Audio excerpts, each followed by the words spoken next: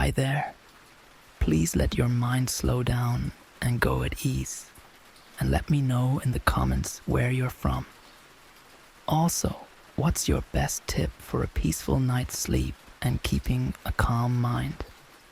Whether it's a relaxing bedtime ritual, a favorite book, or a mindfulness practice, your advice could be just what someone needs.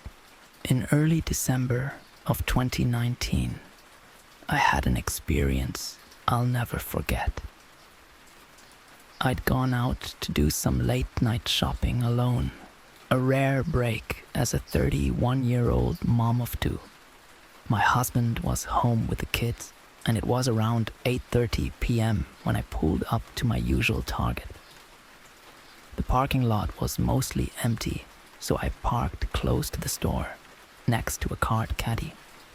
I made a mental note of the nearby cars, a habit I'd picked up over the years for peace of mind.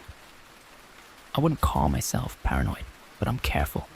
I'd attended a few seminars on personal safety, and I know the basics about spotting red flags. Nothing seemed unusual that night as I made my way through the aisles, browsing for some things for the house. It had only been 10 or 15 minutes when I noticed a man a few aisles over.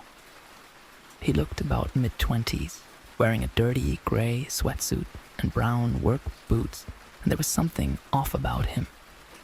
I smiled politely, but he didn't respond. He looked right past me, his face blank, almost as if he was in some kind of daze. I brushed it off as he moved along, but a few minutes later, I noticed a second man dressed the same way. Grey sweats and work boots, no card, no basket, just wandering with his hands in his pockets. He looked at me too, just for a moment, before darting his eyes away. That's when I felt the hairs on my neck rise. A bit later, a third man caught my attention. He looked older, but he wore the same grey sweatsuit and boots. No card, no items, just walking with his hands in his pockets. I started to wonder if maybe they were part of a work crew, maybe construction guys on a break. But if that was the case, why were they moving separately, drifting from aisle to aisle? As I kept shopping, I couldn't shake the feeling that they were watching me, almost like they were tracking my every move. Every time I moved to a new section, within a few minutes, one of them would appear on a nearby aisle. The feeling of being watched became so intense that I decided to test it out. I started moving in a random pattern, jumping from aisle to aisle, backtracking, taking turns at random. But each time, one of them would pass by, barely acknowledging me, but making their presence known. It started to feel like a game, and I was the one being hunted. I gripped my cart tightly, ready to use it as a barrier if I needed to. I'd been shopping for over an hour by then, but I was too uncomfortable to keep browsing, so I decided it was time to leave. As I made my way to the checkout, one of the men appeared behind me, walking faster. My heart started pounding. I stopped and turned to face him, locking eyes. He smirked, then brushed past me, never breaking eye contact. His stare was dark, almost mocking, and it sent a chill down my spine. I had lost track of the other two, but his presence alone was enough to make me feel deeply uneasy. I quickly checked out and approached the store manager, discreetly explaining what had been happening. She listened closely, her face falling as I described the men. She told me they'd been in the store before, and several female employees had felt uneasy around them. She offered to have someone walk me to my car, which I gratefully accepted. As we walked out, I felt a sense of dread rise. About 3 parking spots away from my car was a white, windowless van. 2 of the men were leaning against it, facing my car, while the third sat in the driver's seat. When they saw us, they quickly climbed in and sped out of the parking lot. I felt a wave of relief, but also a chill that settled deep into my bones. The next week, I heard there had been several abduction attempts in the area, all reported near that same shopping center. I have no doubt it was the same men. I made it home that night safe, and I'll always be grateful for that.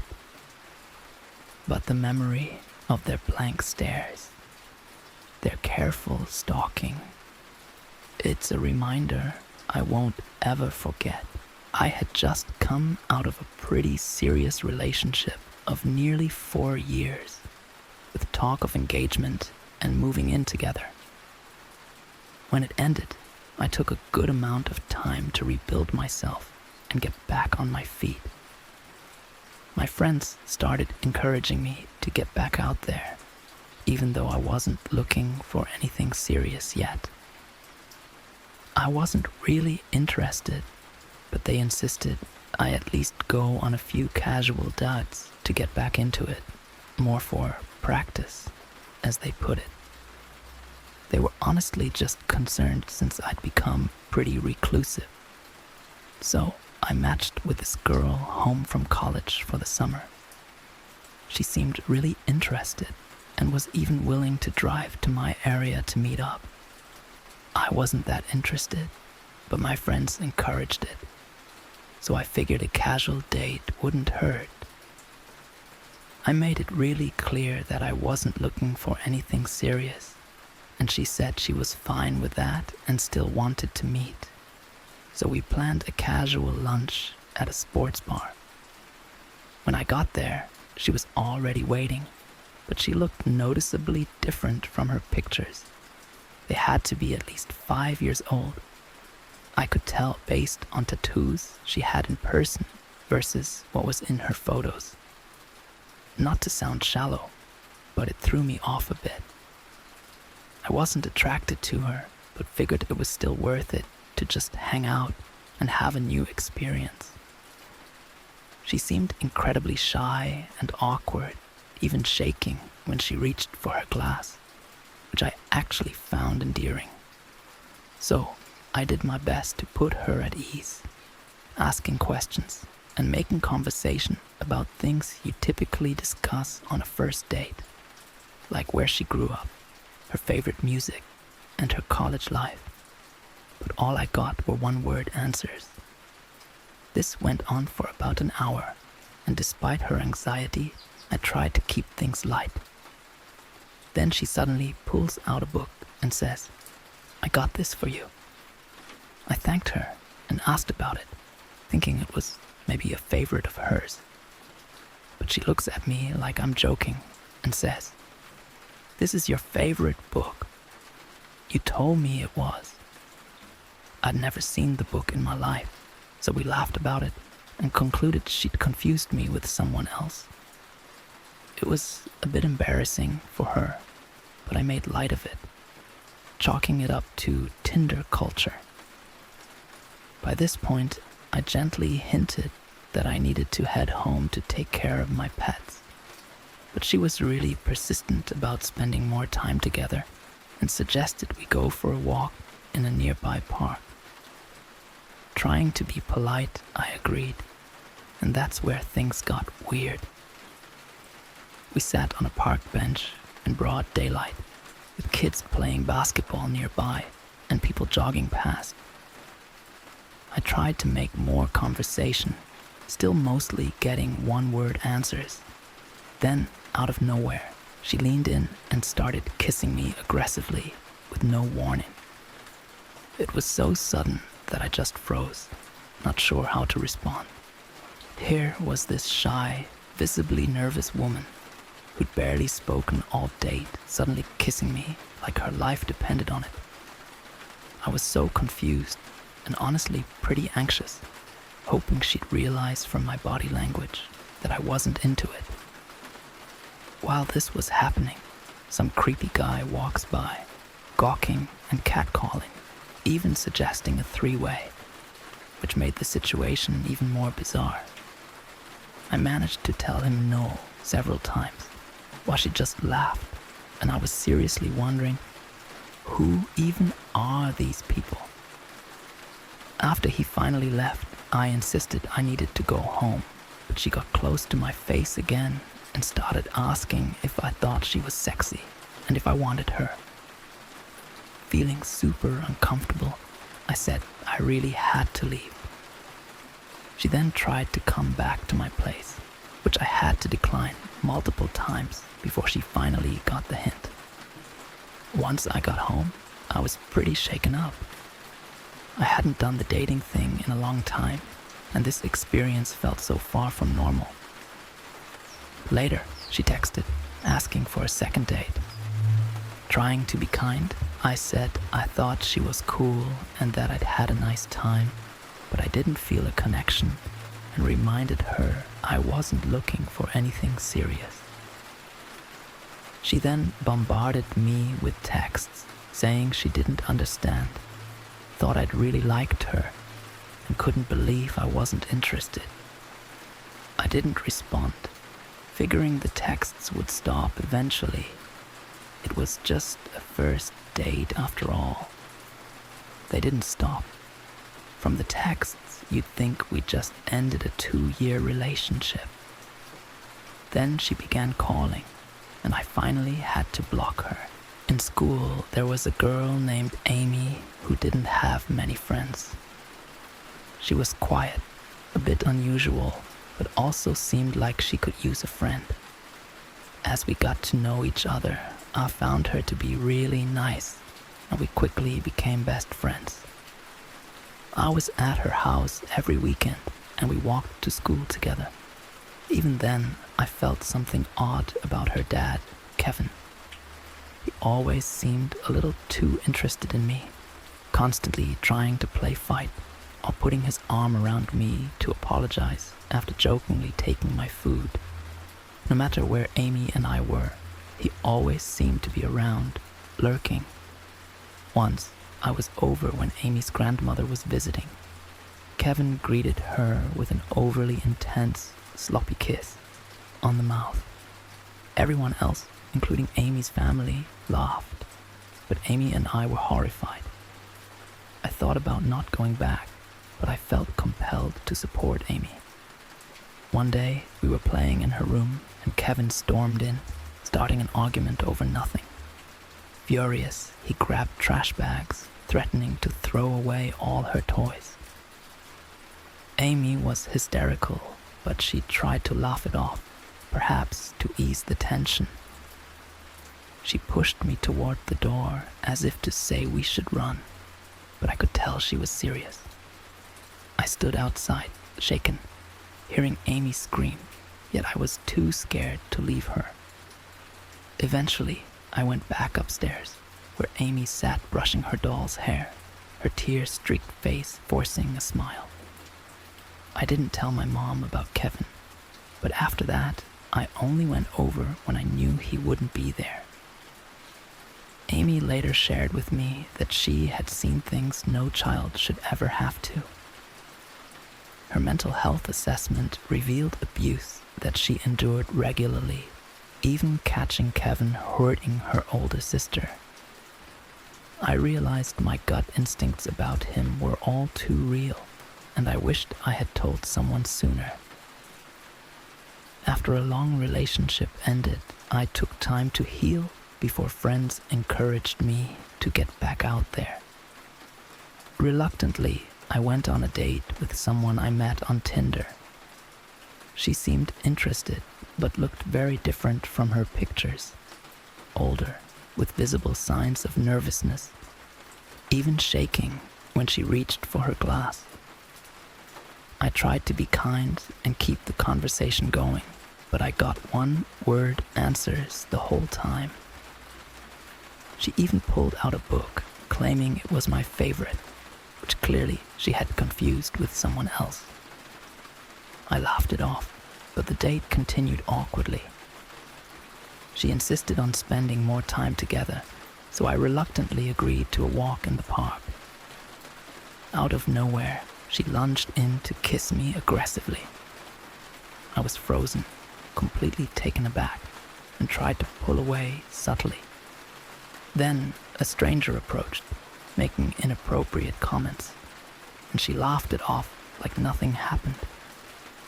I made an excuse to leave, but she tried to come back to my place with me, despite me saying no multiple times.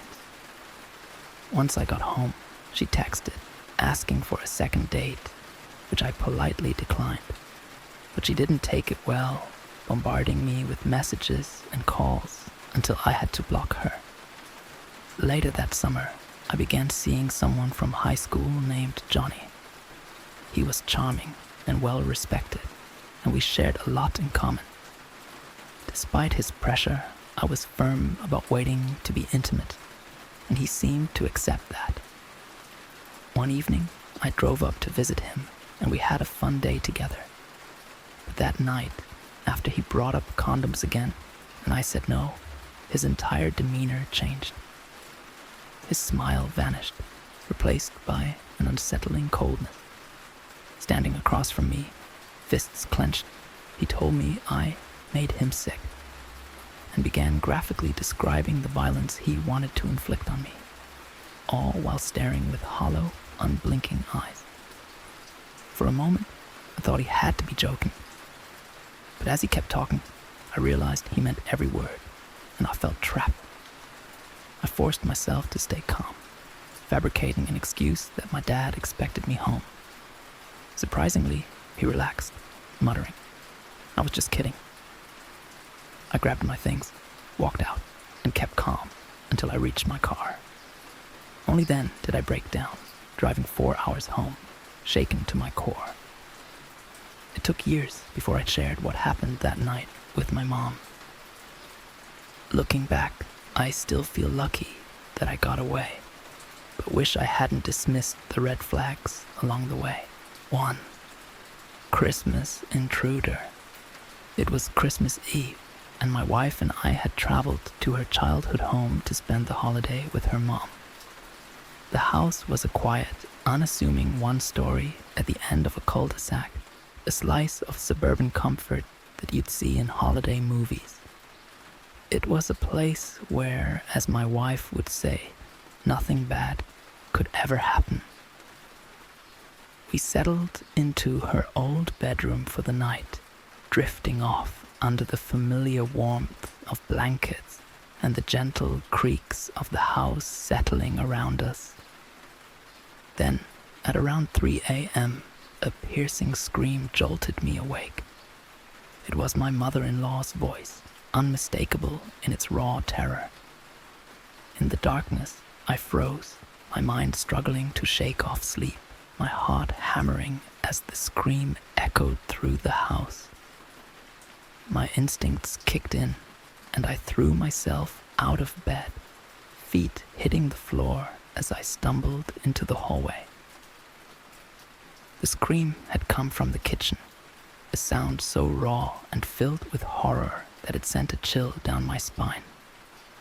I rounded the corner to see my mother-in-law standing in the hallway, her face pale, eyes wide. Her gaze was fixed on something behind me, something in the kitchen. I followed her line of sight, and there, in the dim light spilling from the street lamp outside, I saw it. A gaping hole in the flimsy door that connected the kitchen to the garage. The door looked like it had been kicked in with force, the wood splintered and broken.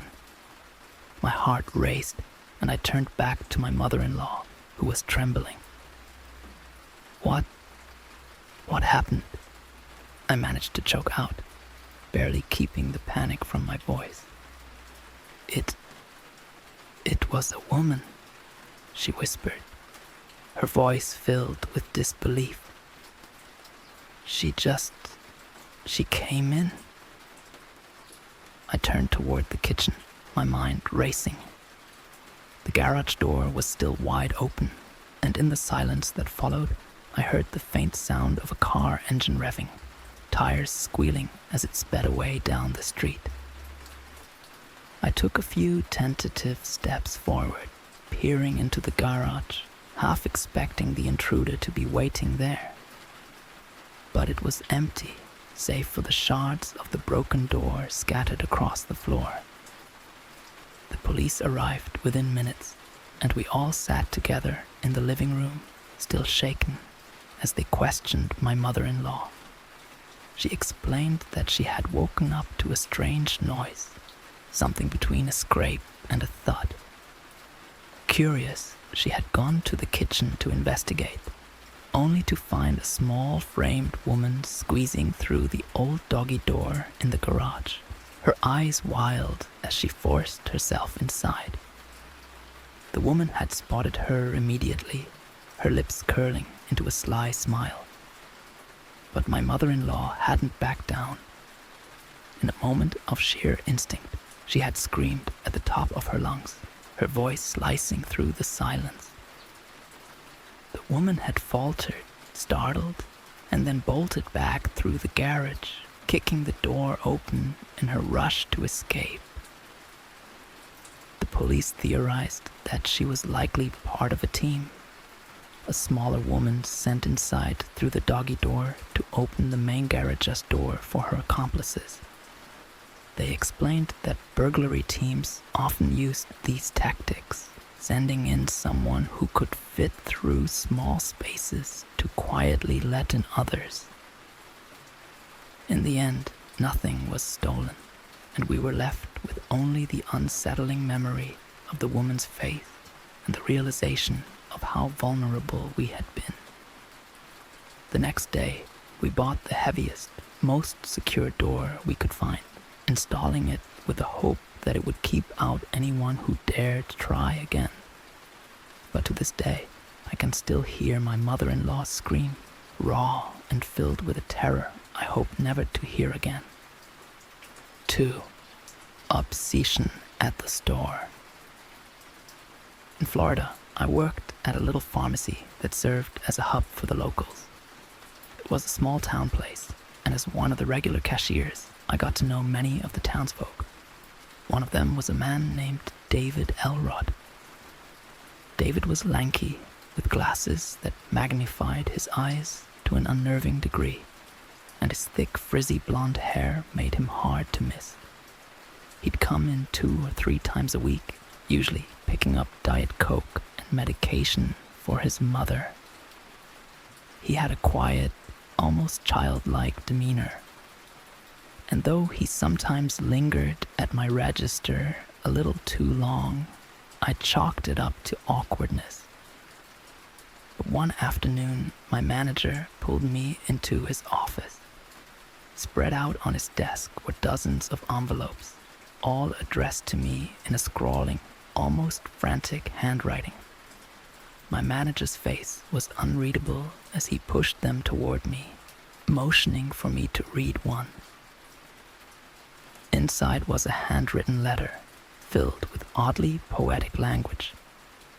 David had written about watching me from afar, and wondering if I felt the same. He described my hair in vivid detail, and the way he imagined it might shimmer under the moonlight. Some sentences were underlined, others highlighted, but the words felt disjointed, erratic, and vaguely menacing. "Do you know this guy?" my manager asked, his voice careful. I hesitated before nodding. "I think so. I mean, he's a regular here, but he's a little off." The next day, David came in as usual, but this time he did something that sent chills down my spine. As I was ringing up his order, he reached out, touching a strand of my hair, lifting it as if it were something precious. "So soft," he murmured, his voice barely a whisper. I jerked back, trying to keep calm, but my heart was racing. He apologized quickly, a sheepish grin spreading across his face, and left the store without another word. My manager called the police, and later that day, 2 officers showed up at David's residence to issue a formal trespassing notice, hoping to prevent him from returning to the store. But what they found went far beyond what any of us could have imagined. David had grown agitated during their visit, insisting that he had a right to see me, that we had a connection.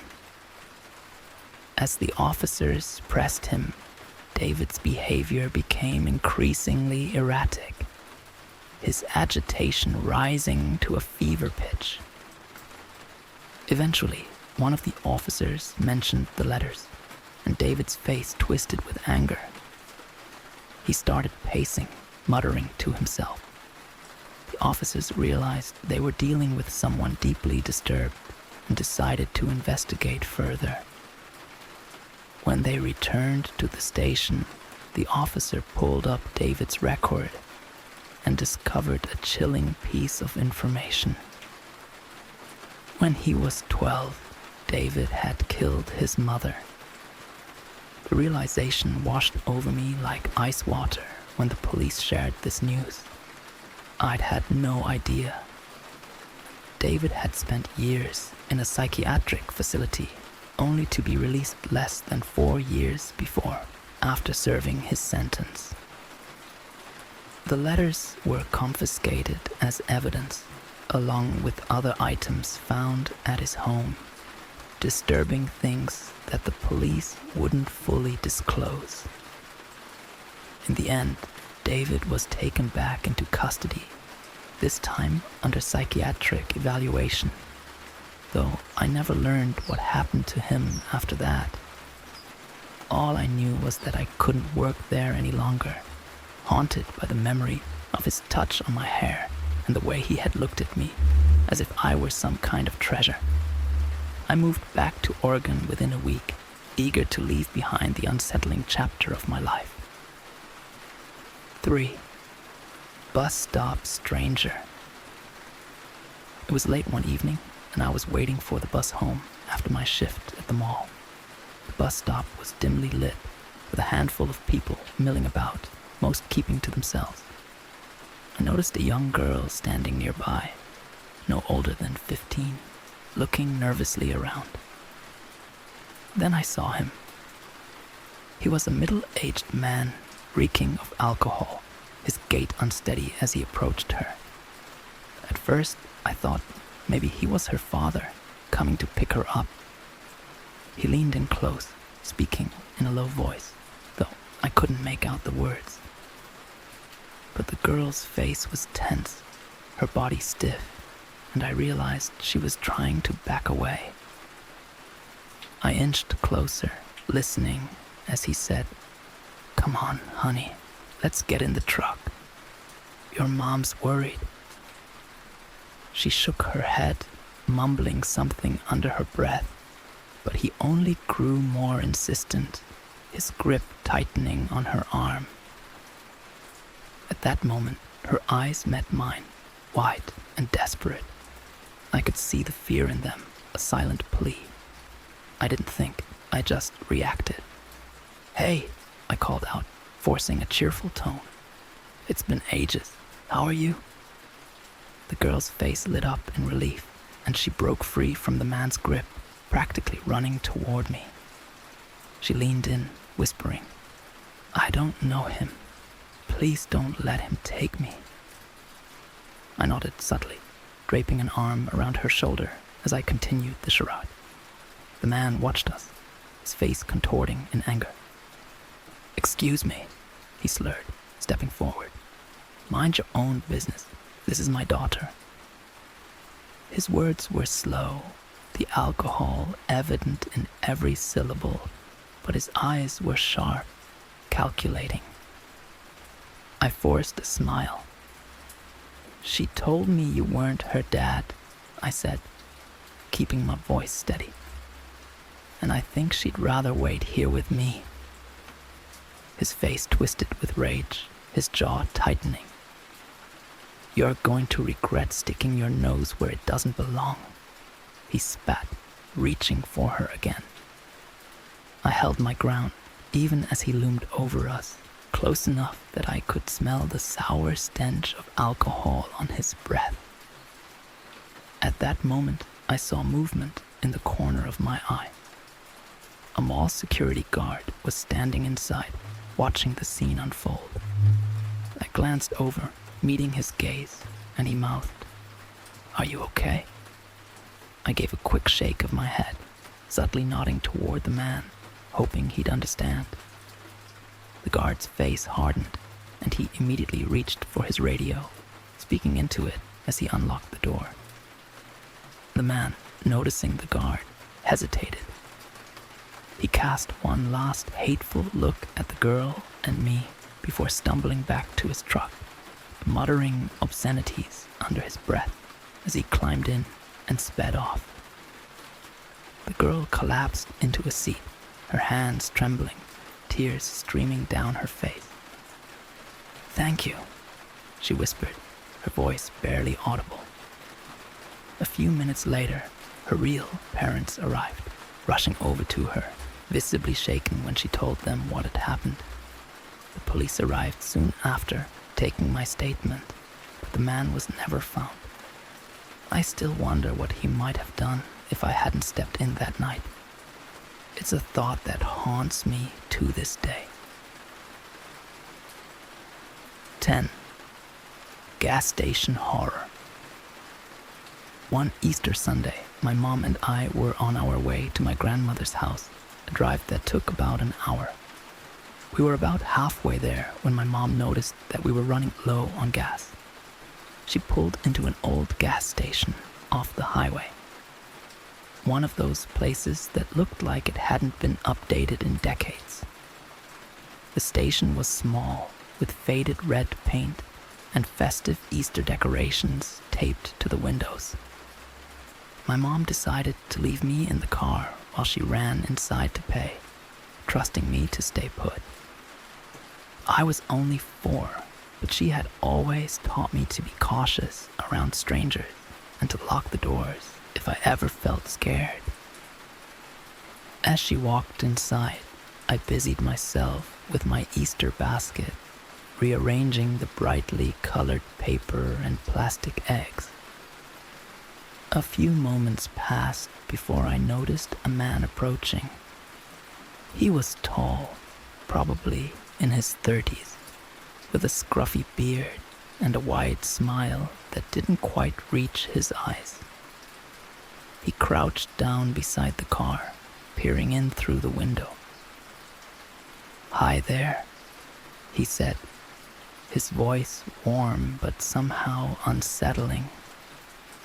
"What's your name?" I remembered what my mom had told me about strangers, so I kept quiet, avoiding his gaze, but he didn't seem deterred. "Oh, come on now," he coaxed. "We can be friends. My name's Charlie. Now that you know my name, I'm not a stranger anymore, am I?" His logic made sense to my young mind, and I hesitated, unsure of what to say. He continued, complimenting my Easter basket, his eyes flicking between me and the door of the gas station. A sick feeling settled in my stomach, and I began to wish my mom would hurry up and come back. At that moment, she emerged from the gas station, her eyes narrowing as she spotted him. "Hey!" she shouted, her voice sharp with anger. "What do you think you're doing?" The man froze, his eyes widening. In a split-second decision, he reached for my door handle, yanking it with a force that startled me. Thankfully, the door was locked, and he couldn't get in, but that didn't stop him from reaching through the open window, grabbing my wrist. His grip was rough, his fingers cold and unyielding as he tried to pull me out. I screamed, instinctively pulling back, my little fingers clawing at his hand. The commotion must have startled him, because he let go, his gaze flickering with panic as he glanced back at my mom, who was running toward us with a fierce determination I'd never seen before. He released me, his hand slipping away as he turned and bolted, disappearing around the corner of the gas station. My mom yanked open the car door, pulling me into a tight hug, her hands trembling as she checked me for injuries. Aside from a small bruise on my wrist, I was unharmed, but the fear lingered, the memory of his touch seared into my mind. My mom quickly called the police, reporting the man's description, but by the time they arrived, he was long gone. To this day, my mom still says it was the most terrifying moment of her life, and for me, the memory of that encounter remains vivid, a reminder of just how quickly things can go from ordinary to terrifying. 4. The Forest Lurker. I was around 4 or 5 years old, living with my mom and younger sister in a small town in eastern Sweden. One morning, my mom decided to take us to the garbage station to dispose of some old boxes and bags. The station was a small, secluded area on the edge of town, bordering a dense forest that stretched far beyond the eye could see. As we approached, I felt an odd sense of dread, a prickling on the back of my neck that I couldn't quite understand. My mom must have sensed it too, because she stopped suddenly, her face pale as she looked down at me. "Hold on to the stroller," she said, her voice low and urgent. "Hold on tight and don't let go, okay?" I nodded, my fingers gripping the stroller handle as I looked up at her, confused. I had never seen her like this before, and a shiver ran down my spine. I glanced around, trying to see what had made her so nervous, but all I saw was an old, rusty truck parked a few feet away. The man inside was staring at us, his gaze intense and unwavering. My mom's face tightened, her eyes fixed on the man. He was large, with a broad frame and a face that looked strangely empty, like he was there but not really present. His eyes were locked on my mom, unblinking, and his lips curled into a strange, unsettling smile as he watched us. Then he licked his lips, a slow, deliberate movement that sent a wave of nausea through me. He leaned forward slightly, his gaze sharpening, and I felt a surge of panic as I clutched the stroller even tighter, my knuckles white. Without a word, my mom turned us around, moving quickly but calmly, her face a mask of determination as she guided us back to the car. She didn't look back, and neither did I, but the man's face haunted me long after we left the garbage station. Years later, I saw his face again, this time on the front page of every newspaper in the country. His name was Anders Eklund, a serial killer and predator notorious for abducting and murdering young girls. The realization was like ice in my veins, a memory dredged up from the darkest corners of my mind. I knew, without a doubt, that he was the man who had watched us that day at the garbage station, and I was certain he had meant us harm. The thought of how close we'd come to becoming his next victims still keeps me up at night, a ride in the rain. It was a rainy night, the type of downpour that turns everything blurry and ghostly. I was on a late shift, cruising slowly through the slick, dark streets. The rain pounded against my windshield, each drop loud and relentless, and my wipers scraped back and forth, struggling to clear my view. It was a quiet night, one where time seemed to stretch out endlessly, the glow of the streetlights distorted by water streaming down the glass. My phone buzzed, breaking the monotony, and a new ride request popped up. I pulled over, turning on my hazard lights as I waited, eyeing the nearly empty street. Through the shimmering rain and faint mist, I could just make out a lone figure standing on the corner under a street lamp, shrouded in a dark, dripping hood.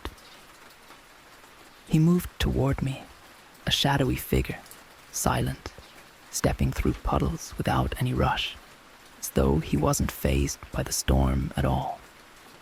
He climbed into the back seat with a slow, practiced movement, and I couldn't help but feel a shiver run through me. He didn't meet my gaze.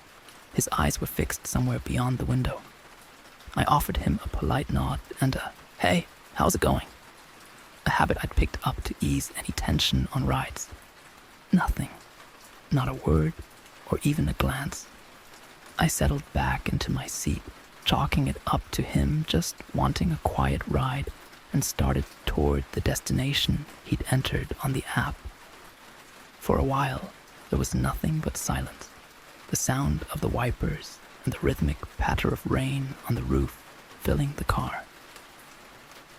Every now and then, I stole a glance at him in the rear view mirror, but his face was always in shadow, his hood casting a darkness that seemed deeper than the night outside. As we approached his destination, an uncomfortable feeling crept up my spine, a sensation I couldn't explain. I tried to shrug it off, but something about him felt wrong. I glanced again in the mirror, and this time I caught him fidgeting. His hands were clenched into tight fists in his lap, and his shoulders were hunched as though he was wrestling with some unseen struggle. I took a deep breath and finally asked, "Is everything okay back there?" At first, he didn't answer. I was about to shrug it off as paranoia when he finally looked up, his face barely visible under the hood. His voice, when he spoke, was barely a whisper, as if he was afraid the rain would overhear. "Keep driving," he said, his tone low and urgent. For a moment, I was too taken aback to respond. "Sorry," I asked, glancing back at him, hoping I had misheard him. But his gaze was steady, intense, and I felt a surge of unease that settled in the pit of my stomach. I glanced out the window, trying to get my bearings, but I realized we were already far off the beaten path, the streetlights thinning as we edged closer to the outskirts of town. "Please," he said, his voice still soft but with a pleading edge. "Keep driving. Don't stop." His words made no sense, but there was something desperate in his tone, something that made me hesitate. My hands tightened on the steering wheel, and I weighed my options, uncertain whether to trust this strange man's request or pull over and let him out.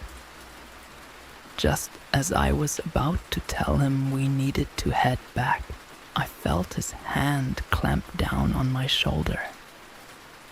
The grip was iron-like, his fingers digging into my shoulder with surprising strength. Panic shot through me as I tried to pull away, but his other hand reached forward, grabbing the wheel with a force that caught me off guard. My heart pounded, and I shouted, trying to break free. But he was stronger than he looked. His eyes gleamed in the dim light, fierce and unwavering, as he wrenched the wheel to the right, guiding us off the road and down a narrow, unlit path that veered off into the trees. My heart raced as I fought against his grip, my mind scrambling for a way out. We swerved wildly, the car jolting as it bounced over the uneven terrain. "Let go," I shouted, my voice barely audible over the roaring rain. But he ignored me, his focus singular, his gaze locked on the path ahead.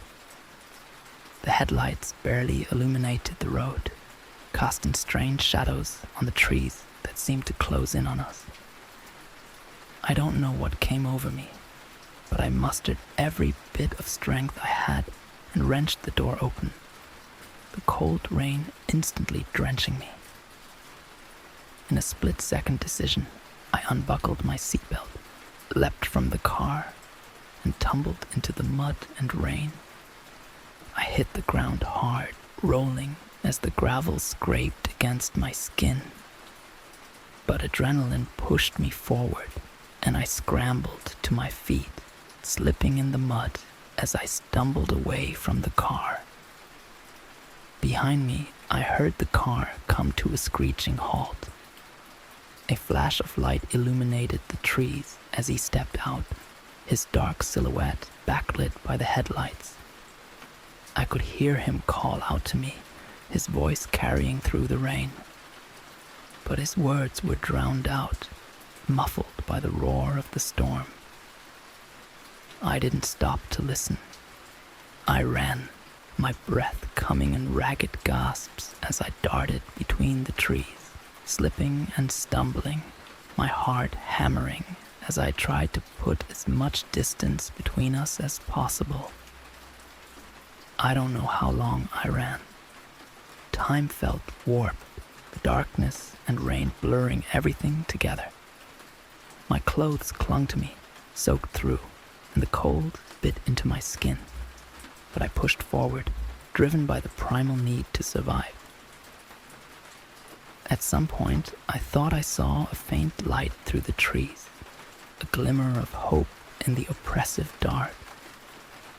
With the last of my energy, I stumbled toward it, my legs heavy as I broke through the line of trees and collapsed onto a gravel road. A car's headlights came into view, and I threw myself in front of it, waving my arms frantically. The driver braked hard, pulling over, his face pale as he took in my bedraggled appearance. He rolled down the window, eyes wide with concern. "Are you okay? What happened?" I tried to explain, but my words came out jumbled, my voice shaky as I recounted the terrifying ride. His expression shifted from confusion to horror as he listened, nodding slowly before he drove me straight to the police station. I told my story to the officers, reliving every agonizing detail, and they listened in stunned silence. In the end, I couldn't provide them with many answers. They searched the area, but they didn't find the car or the man who had grabbed the wheel. For weeks afterward, I kept looking over my shoulder, half expecting him to appear, to finish what he had started. And even now, on dark, rainy nights, I can still feel the memory of his hand on my shoulder, his low, pleading voice echoing in my mind. The mysterious package. It was a chilly, quiet evening in my apartment. I was at the stove, cooking dinner, the aroma of garlic and spices filling the air and mixing with the rhythmic sound of simmering. The evening had a comforting stillness to it, a reprieve from the busyness of the day. I was just beginning to unwind, slipping into the peace of routine, when a sudden, unexpected knock at the door jolted me from my calm. I paused, glancing toward the door. I wasn't expecting anyone, and no one I knew would just drop by unannounced. For a few moments, I hesitated, wondering if I should even answer. The hallway outside was quiet, usually deserted this time of night, and the knock hadn't sounded exactly friendly. But curiosity, as it often does, got the best of me. I took a deep breath and moved toward the door. I looked through the peephole.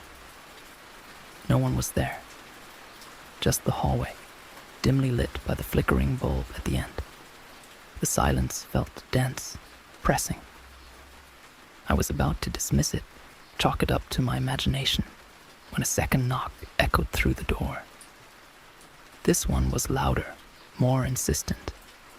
My heart quickened as I reached for the handle. a strange feeling gnawing at the edges of my mind. Slowly, I unlocked the door and opened it just a crack. There, on the doormat, lay a small package, wrapped in plain brown paper, my name scrawled neatly on the front. There was no return address, no indication of who might have sent it. I picked it up, noting its weight, oddly dense for its size. As I held it, a strange chill prickled along my spine. The paper felt damp, as though it had been left out in the elements for a while, though I hadn't heard any footsteps or signs of anyone at the door.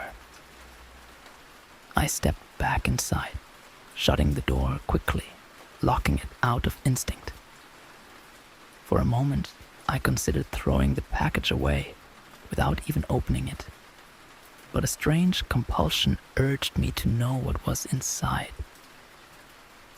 I carried it over to the kitchen counter, setting it down carefully, as though it were a living thing. My hands were trembling, and the room seemed eerily quiet as I pulled at the edges of the paper, peeling back the wrapping. The first thing I saw was something pale, almost translucent, pressed tightly against the bottom of the box. I recoiled, my stomach turning as I pulled the last piece of wrapping away. Inside, lying on a bed of rough brown paper, was a severed human hand. The skin was ghostly pale, almost waxy. The fingers curled slightly, as though frozen in a silent scream. I stumbled back, the package slipping from my hands and landing on the floor with a dull thud. I stared at it, my mind struggling to process what I was seeing. A part of me hoped it was fake, some kind of horrible prank. But as I knelt down, peering closer, I could see every detail. The lines in the palm, the faint blue veins, the jagged edge where it had been cut. This was no prank. This was real. A sick feeling spread through me as I stumbled backward, trying to put distance between myself and that grotesque sight. I wanted to scream, but no sound came out. I turned, scrambling toward the door, but just as I reached it, I heard a sound. A faint, soft thud, like something heavy dropping to the floor behind me. I froze, heart pounding, and forced myself to turn back toward the room. I felt the air grow colder, a strange, pressing silence filling the apartment. I scanned the room, searching for any sign of movement, but everything appeared still. Yet, somehow, I knew I wasn't alone. The kitchen light flickered, casting shadows across the walls. My eyes darted from corner to corner, every shadow looking more menacing than the last. I forced myself to walk back into the kitchen, my legs feeling heavy and unsteady. The hand was still there, lying in its box, as if mocking me. But something felt different, like a new presence had slipped into the room, lurking just out of sight. The silence was broken by a soft scraping sound coming from somewhere behind me. My instincts kicked in, and I grabbed the nearest object I could reach, a kitchen knife. Slowly, with the knife held out in front of me, I turned around, every nerve in my body on high alert. I scanned the room, but saw nothing, only the stillness pressing down on me. Then, from the corner of my eye, I noticed movement, a fleeting shadow slipping past the doorway, vanishing just as quickly as it had appeared. I held my breath, listening to the eerie silence, feeling my pulse hammer in my ears. But the only sound was the soft, rhythmic drip of water from the kitchen sink. I moved toward the front door, knife gripped tightly in my hand. But as I reached for the handle, there it was again. That soft thud, closer this time, like something was dragging itself across the floor. I spun around, heart racing, but there was nothing. Just the empty room, the box with the severed hand lying ominously on the floor. In a sudden burst of panic, I threw open the door and bolted down the hallway, the harsh fluorescent lights casting long shadows that seemed to stretch and twist. I didn't stop running until I was outside, the cold night air biting against my skin. I turned, half expecting to see someone or something following me, but the doorway stood empty, silent, and dark. For the rest of that night, I sat in my car, my heart racing, my mind spinning with questions. Who had left that package, and why? Every sound, every shadow made me jump, but as the hours ticked by, no answers came. When the first light of dawn crept over the horizon, I finally found the courage to go back inside. The apartment was still, and for a moment I dared to hope that it had all been some twisted nightmare. But as I stepped into the kitchen, my gaze fell on the box. It was gone. There was no sign of the hand, no trace of the package, as though it had vanished into thin air. I wish I could say I felt relief, but instead, a new fear took its place. A fear that whoever or whatever had left that hand might return. And even now, long after that night, I sometimes wake in the middle of the night, certain that I can hear that faint thud echoing in the silence just outside my door. The stranger on the highway. It was a dry, desolate evening, and I was miles from anywhere, driving down a stretch of barren highway that cut through the desert like a scar. The road was empty, stretching out in both directions, with nothing but open land and scrubby bushes under the pale light of the setting sun. I could feel the isolation pressing in, the weight of the quiet stretching on for miles. Then, as if by some cruel twist of fate, my car stuttered, jolted, and finally gave up, rolling to a dead stop on the side of the road. I stared at the dashboard in disbelief, my stomach sinking. I was completely stranded, with no cell service and no sign of life in any direction. As the last rays of sunlight faded, I began to feel the creeping onset of panic. I tried to keep my cool, convincing myself that a passing car would come along soon. But as the minutes ticked by, it became all too clear that this stretch of road was as deserted as it looked. Just when I was beginning to lose hope, I saw headlights approaching from behind. Relief flooded through me as a large truck pulled up beside my car. The driver, a rough-looking man with scruffy hair and a shadowed face, leaned out of the window. His expression was hidden in the dark, but his voice was warm enough when he asked, "Need a lift?" I hesitated. My instinct screamed at me not to get into a stranger's vehicle, especially out here in the middle of nowhere. But what choice did I really have? So, against my better judgment, I nodded and climbed into the passenger seat, grateful for the ride. At first, he seemed friendly enough.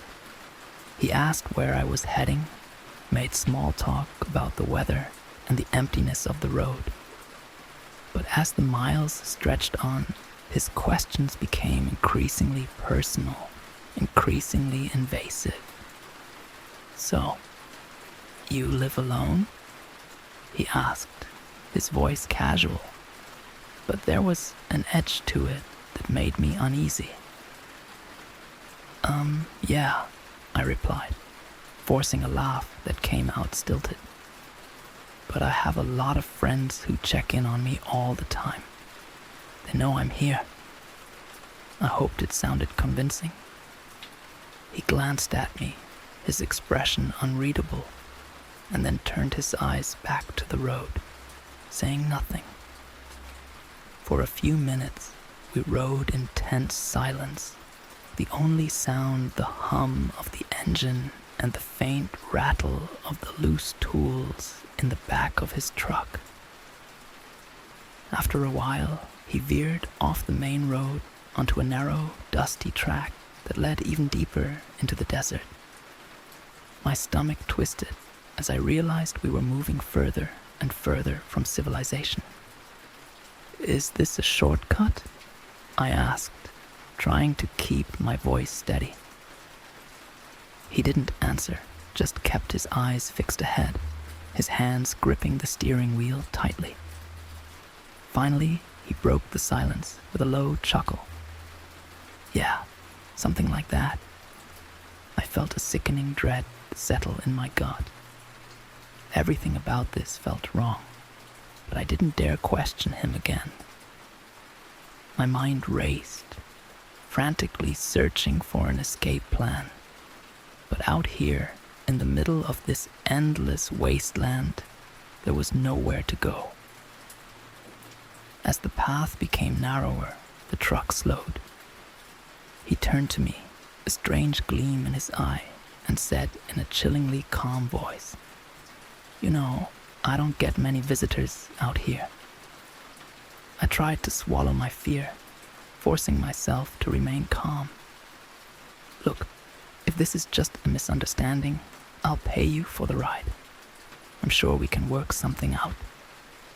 He laughed again, low and humorless. "Oh, don't worry. I'm sure we'll get along just fine." With that, he jerked the truck to a stop, the headlights casting an eerie glow on the barren landscape around us. The night was pitch black now, save for the faint outlines of twisted shrubs and rocky outcroppings illuminated by the truck's headlights. In one swift motion, he leaned toward me, his hand reaching under the seat. I froze, my breath catching as I saw the glint of something metallic in his hand, a knife. His fingers wrapped around the hilt, and he looked at me with a smile that sent ice shooting through my veins. "Don't make this harder than it has to be," he said, his voice a low hiss. I could feel the panic rising, the primal instinct to run taking over. Summoning every ounce of strength, I grabbed the door handle and flung the door open, practically falling out of the truck. I hit the ground hard, scrambling to my feet, adrenaline propelling me forward as I broke into a sprint, ignoring the sharp rocks and dry thorns scraping against my legs. Behind me, I heard him curse, the heavy thud of his boots hitting the ground as he gave chase. His footsteps were fast, relentless, the crunch of gravel growing louder as he closed the distance. I pushed myself harder, lungs burning, feet pounding, my only thought to put as much space between us as I could. But he was faster than I'd anticipated. In seconds, I felt his hand clamp down on my arm, his fingers digging into my skin like iron.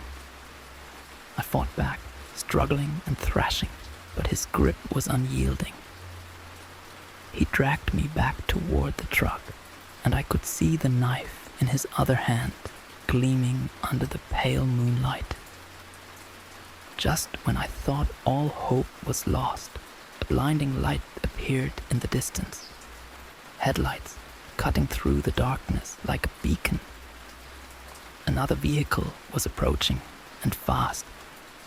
The driver must have seen us, because he honked his horn and flashed his brights, a sudden light momentarily blinding both of us.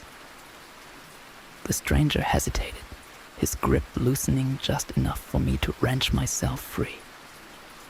I stumbled backward, barely keeping my balance as I took off toward the approaching car, waving my arms wildly. The driver pulled up beside me, his face a mask of concern as he shouted for me to get in.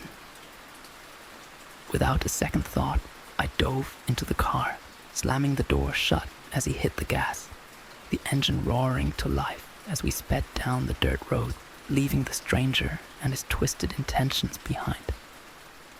I looked back, watching as his figure disappeared into the shadows, swallowed by the night. As we drove, I tried to explain, my words tumbling out in a frantic rush. The driver listened in stunned silence, his eyes widening as he realized what I had escaped. When we reached the nearest town, he took me straight to the police station, where I recounted every horrifying detail. They searched the area, but they found no trace of the truck or its driver. I was left with no answers, only the haunting memory of that night, of the stranger's cold eyes and his sick smile. To this day, I avoid driving through that stretch of desert, especially at night. And whenever I see an old truck on the highway, my heart races, half expecting to see that man's shadowed face behind the wheel, watching, waiting. The village in the jungle. The jungle was dense and alive, a sprawling maze of green stretching out in every direction. The air was thick, humid, and filled with a constant hum of unseen creatures hidden among the vines and trees. I was miles from any trace of civilization, wandering through the tangled wilderness on what had initially been a straightforward trek for adventure. But as the hours slipped by, I found myself venturing further than intended, captivated by the dense beauty and mystery of the place. Every step felt like an exploration of some untouched world, forgotten by time. The sun was beginning to set, casting long shadows across the forest floor when I stumbled upon a clearing. There, nestled among the trees, was a small village. It looked ancient, like something from another era, with huts made of thatched roofs and walls woven from thick vines and mud. A shiver ran through me as I realized that I'd found something special, something almost sacred. I'd heard stories about hidden tribes, villages cut off from the modern world, but I never thought I'd find one. Curiosity got the best of me, and I approached cautiously, trying not to startle any of the villagers. But as soon as I stepped out of the jungle, they noticed me.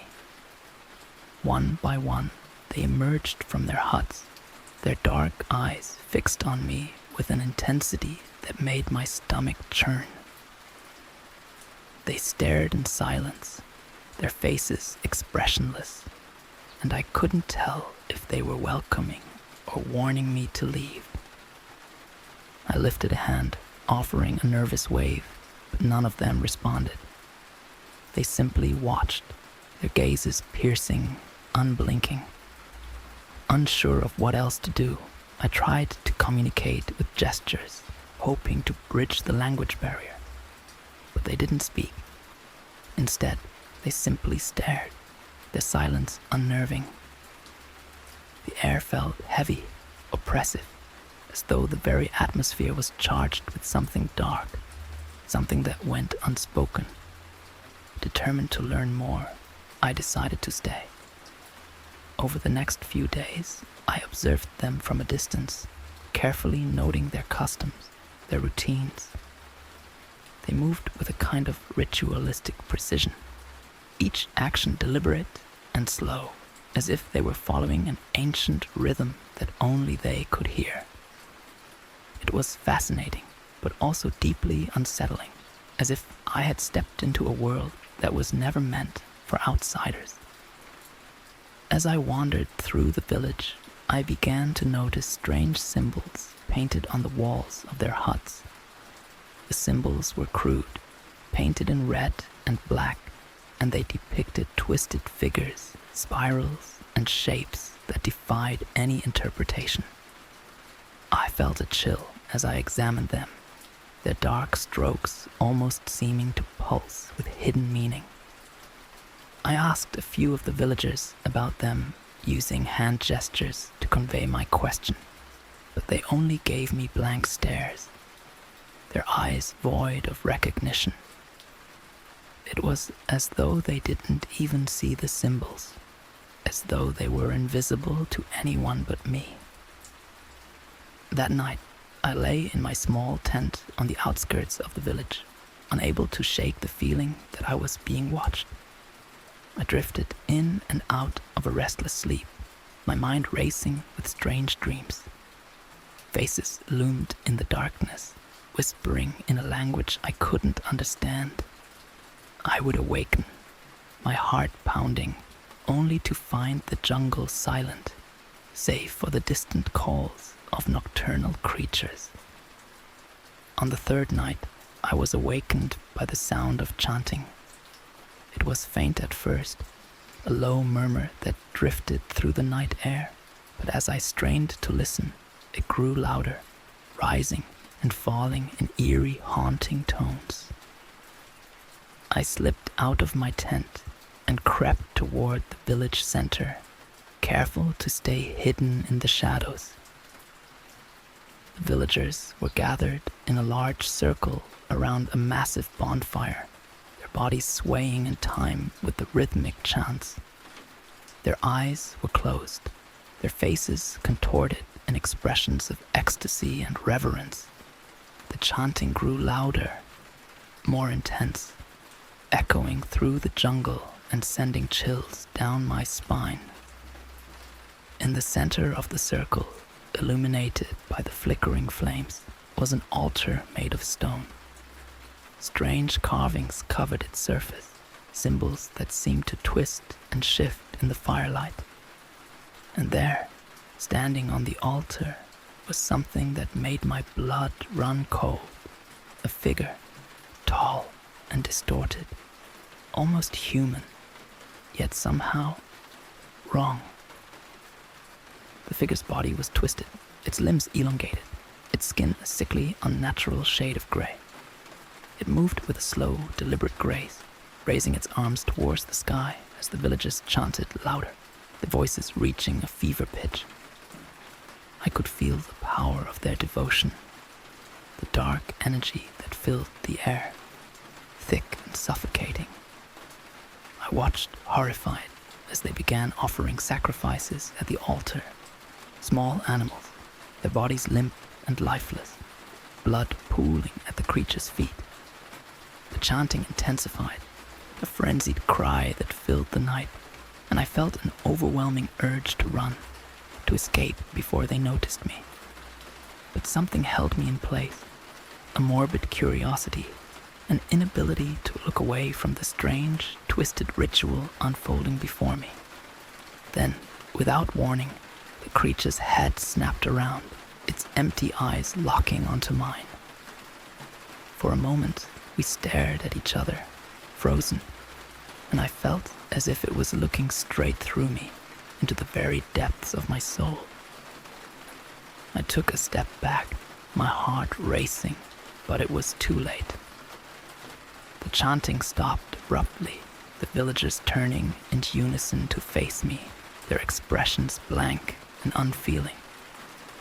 Panic surged through me as they began to move toward me, their steps slow and deliberate, like hunters closing in on prey.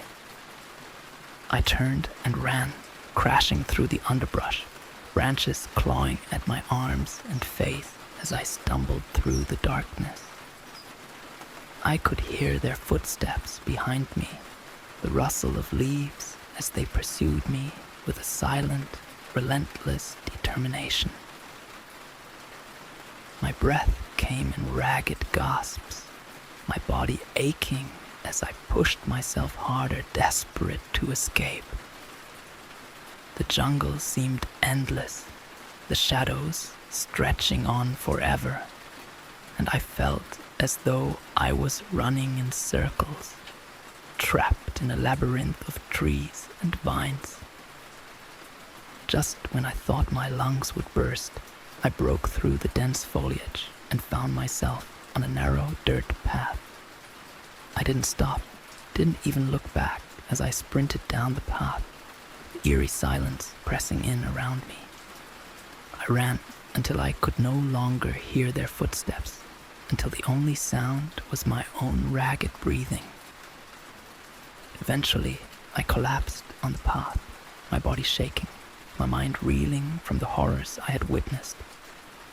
The jungle was quiet, but I could still feel their eyes on me, watching from the shadows, waiting.